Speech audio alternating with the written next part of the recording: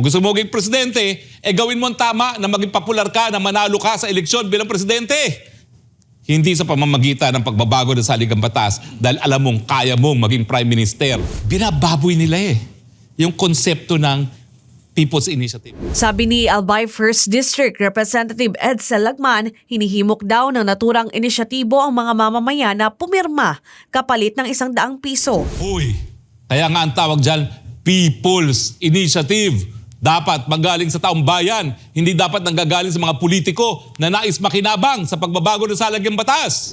At dahil ang magbebenepisyo dito sa proposed amendment na ito ay ang Kamara, dahil masusunod na ang gusto ng Kamara kung paano baguhin ang ating saligang batas at isa na dyan po yan ay para buwagin nga ang Senado at gawing Parliament ang Kongreso para sa ganon ang Speaker ang magiging Prime Minister. Pagdidiin pa ni Roque, Kamara lang naman ang siguradong makikinabang sa isinusulong na pag-amyenda ng saligang batas. Manindigan po tayo dahil hindi po yung People's Initiative. Yan ay mag-initiative ng mga gahaman sa kapangyarihan na binababoy ang ating konsepto ng People's Initiative.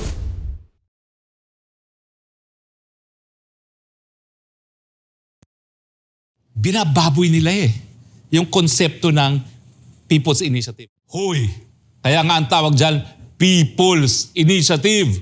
Dapat magaling sa taong bayan, hindi dapat nanggagaling sa mga politiko na nais makinabang sa pagbabago ng saligang batas.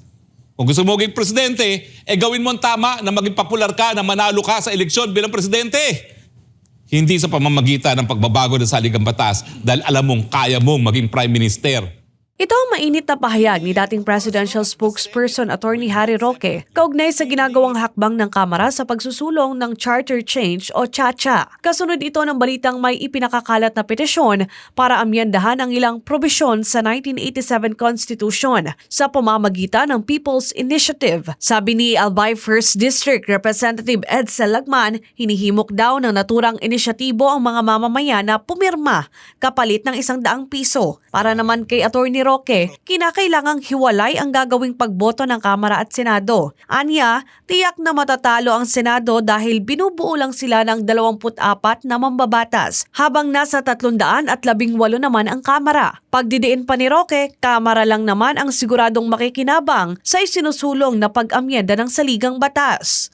At dahil ang magbebenepisyo dito sa proposed amendment na ito ay ang Kamara, dahil masusunod na ang gusto ng Kamara kung paano baguhin ang ating saligang batas at isa na dyan po yan ay para buwagin nga ang Senado at gawing Parliament ang Kongreso para sa ganon ang Speaker ang magiging Prime Minister.